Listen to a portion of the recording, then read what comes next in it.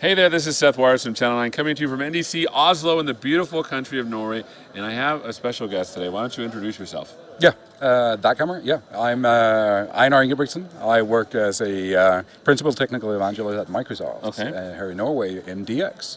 That's awesome. I am also an evangelist. Oh, yeah. We're like brothers, man. Brother from another mother. Yeah, in arms. So tell us a little bit about what you do here in Norway. Well, my regular job is basically talking to ISVs and kind of doing advisory for Azure, basically. So I do kind of deep dives, even down to the code level, and do things with partners. Fantastic. Yeah. But there's a special project that you wanted to talk about. Yeah. And we have just 20 minutes to talk about, so I want to get into it. Yeah. It's a thing that actually got like 4 or 5 months ago. Something came out kind of on my desk. It's basically Red Cross looking to build a version 2 of a kind of proof of concept software they did on their own. So Tanya Tingberg from Red Cross Norway, she came and what they basically built is a software for being able to kind of look at different parts of the world and look at the epidemics and what's going on, like Ebola and things like this in different parts of the world, and lately with Madagascar and what they have going on there, and looking at how can they take data and respond in timely fashion and actually avoid these epidemics to actually take foothold, right? So let's talk a little bit about the data. What kind of data are we talking about? Because I see what you're saying. You're saying Red Cross wants to show up, and then they want to get data and respond better. But what does that look like in concrete? Pretend I'm a programmer. Yeah. It's basically the main problem in this area is there's no connectivity, right? So connectivity for them is SMS. So what they're looking at, they have a bunch of volunteers out in the field, and they see people getting sick. They see animals getting sick. So they want to respond to that by sending a text into this service that actually collects that data. And they also encourage locals to do the same. So the more data you get about this, the better, right? And it's everything from people getting sick to animals getting sick, and they can see trends. They can start seeing things, and they need to know how to respond to this. So if there's an outbreak of something, and they need to actually respond to that as early as possible, and they want to have thresholds.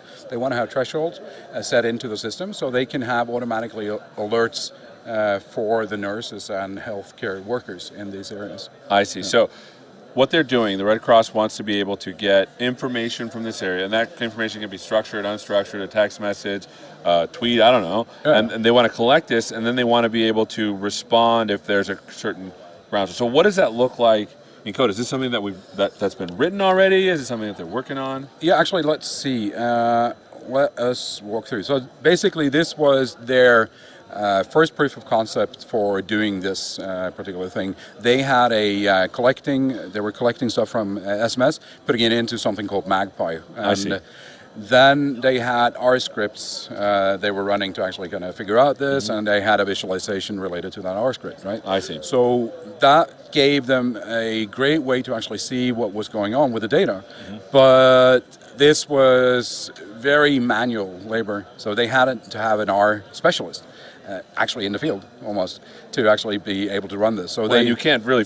How do you ship an RF specialist out of the field? Yeah. Exactly. So that was the kind of thing that they wanted to try this out. They really wanted to try this out, and they are nurses. The people in Red Cross, they are actually field workers. So they don't have the tech knowledge, right, to do this. So they're relying on people to do this, and they had people just by accident almost that knew things. So they tried it out with this version 1, and we kind of went further, and they wanted to do even more. So they came up with the next level, right? So they built something actually for the cloud as well.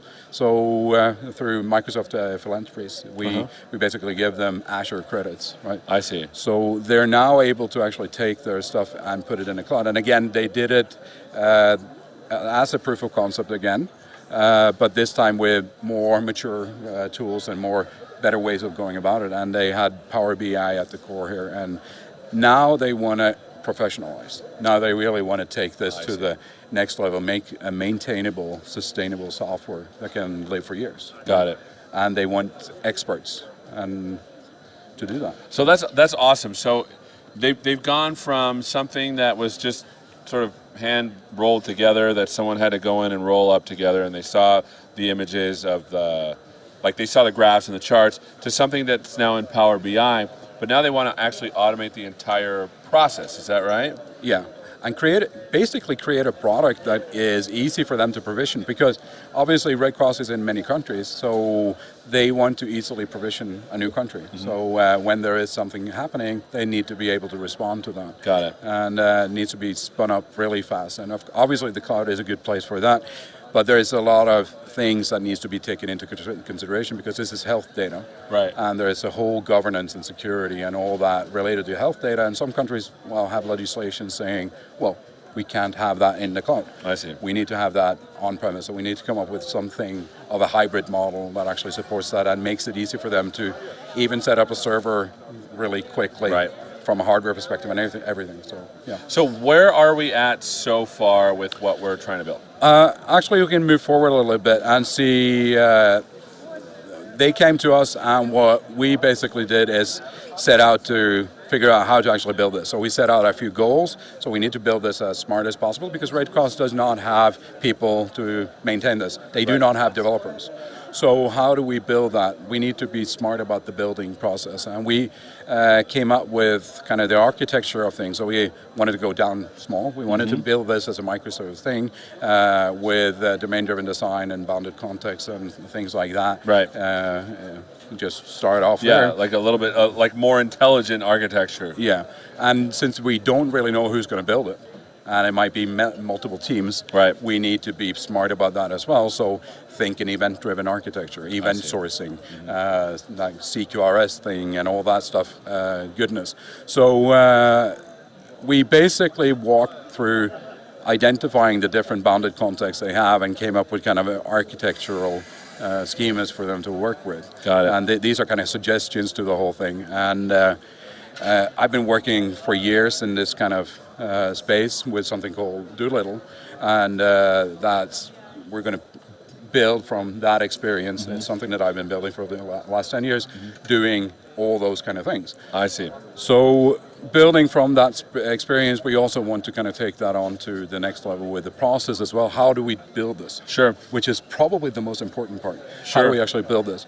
And the reason we have a beta tag here is basically because we're Red Cross is doing now a risk assessment on doing this in the open. How can we build this in the open? That's the kind of big thing that we want to do. Right. Build it as a community thing. So build it using volunteers. This is a great opportunity for devs to volunteer, right? And from the response from the talk that I did earlier today, I'm seeing people are just, it's overwhelming how people are just, I want to do this. So where do I sign up? That was one of the first questions we got after the talk. Is like, where do I sign up? It's like, we're not ready yet. Not entirely, but build it in the open, build it on GitHub, and organize it, and actually bring any technology to the table. And back to the microservice part, right? Got it. Host it in Docker, host it with Kubernetes and stuff like that, and just bring all the goodness that we have as tech guys to it. Yeah. So if someone wants to work on this project, how can they get into this? I think the best part is easiest is to contact me, either on Twitter. And I can probably show if I do something like simple like this. Yeah. So Twitter being at Einar, and then by email, just einar@microsoft.com. I see. Right? I see. So if you do that, that would be, I think, the easiest. I see. Okay. So speaking about this project, what's your end goal for this? What is it that you, like, if you were like, hey, this is totally successful, what would that success look like? If they get to actually do their job and save lives. Really, that's the end goal. That's awesome. Saving lives. Well, this has been really helpful. Thanks so much for bringing this up to us. We're pretty excited. I worked on something from the Humanitarian Toolbox that did something disaster relief that was something similar. This seems like another really Yeah, really good you brought it up. Yeah. Because I've been engaged with Richard Campbell over okay. at Humanitarian Toolbox. He was also part of the talk today. Huge thanks to you, Richard, for actually helping out and getting in touch with the right people over there as well. So yeah. Fantastic. Yeah. Well, thanks so much for spending some time with us. Thank you. Thanks so having much me for on. watching. We have Michelle LaRue Bustamante coming up next. She's amazing. See you after a tiny break.